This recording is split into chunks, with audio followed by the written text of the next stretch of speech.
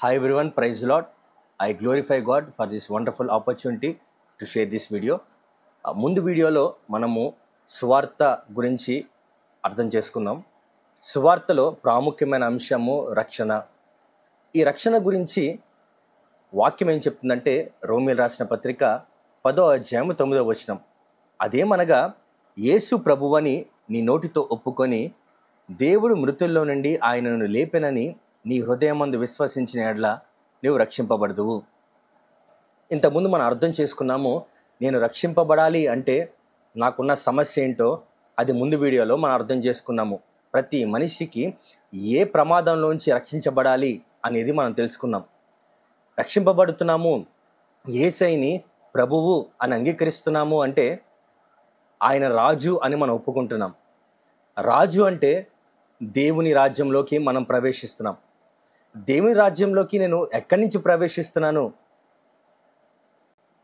దేవుని రాజ్యంలోకి నేను ఎక్కడి నుంచి ప్రవేశిస్తున్నాను అనే విషయాన్ని మనం అర్థం చేసుకోగలిగితే కొలస్సీయులకు రాసిన పత్రిక 1వ అధ్యాయము 13వ వచనంలో ఇలా రాసింది, ఆయన మనల్ని అంధకార సంబంధమైన అధికారంలోండి విడుదల చేసి తాను ప్రేమించిన తన కుమారుని యొక్క రాజ్య నివాసులుగా చేసెను. నేను దేవుని రాజ్యంలోకి ఎక్కడి నుంచి ప్రవేశిస్తున్నానంటే చీకటి అంధకార సంబంధమైన రాజ్యంలోంచి నేను ప్రవేశిస్తున్నాను. క్రైస్తవ్యము ఒక సిద్ధాంతము ఇదే. చీకటి రాజ్యంలోకి ఒక వ్యక్తి ఎందుకున్నాడు? చాలామంది రక్షణ సువార్త అంటే ఎందుకు కొట్టిపడేస్తున్నారంటే ఆత్మీయ మండలంలో, ఆత్మీయ లోకంలో ఈ రక్షణ పొందుకున్నప్పుడు ఏం జరుగుతుంది, రక్షణకు ముందు ఏం జరుగుతుందో అర్థం కాలేదు కాబట్టి చాలామంది తేలిగ్గా కొట్టిపడేస్తున్నారు. ఆత్మీయ లోకంలో ఏం జరిగింది? పుట్టిన ప్రతి వాని మీద 3 పాపాలు ఏలుబడి చేస్తాయి. ఆదాము పాపము, పితరుల పాపము, తన సొంత పాపాలు. ఈ పాపాలు నరకానికి తీసుకువెళ్తే భూలోకంలో ఉన్నంత వరకు ఈ పాపాలు శాపాల్ని విడుదల చేస్తాయి.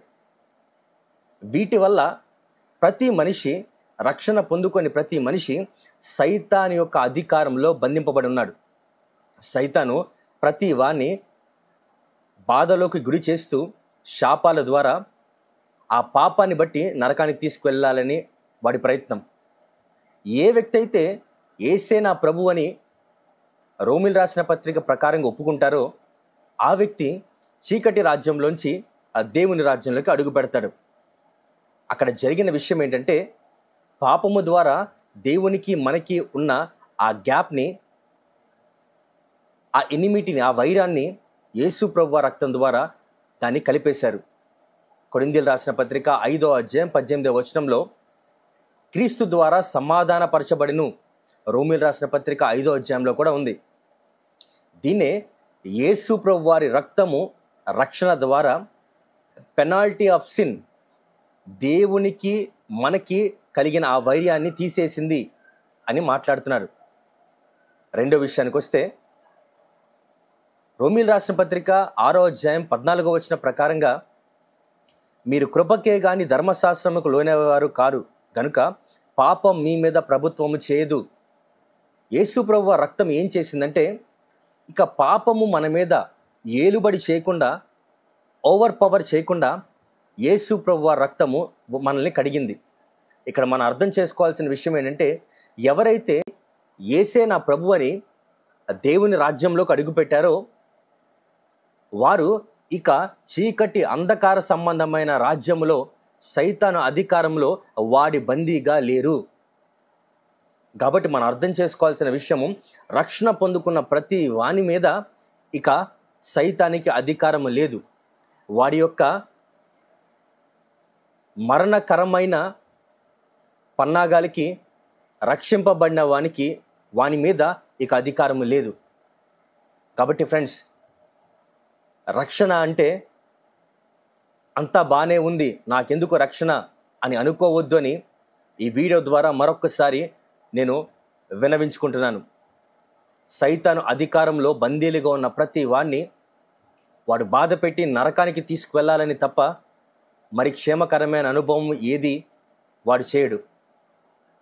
ఎవరైతే ఈ వీడియో చూసిన తర్వాత నేను రక్షణలోకి రావాలి, నేను సైతాన్ అధికారం కింద వాడికి బానిసగా నేను ఉండకూడదు, నేను దేవుని రాజ్యములో అడుగుపెట్టి నిత్య జీవానికి నేను వెళ్ళడానికి ఇష్టపడుతున్నాను అని ఎవరైతే ఆశిస్తున్నారో, ఈ వీడియో తర్వాత స్క్రీన్ మీద ఒక ఒప్పుకోలు ప్రార్థన, కన్ఫెషన్ ప్రేయర్ ఒకటి కనిపిస్తుంది. మీరు హృదయంలో నమ్మి ఆ నోటితో ఆ మాటని పలకగలిగితే మీరు రక్షింపబడతారు. Thank you all. Glory to God.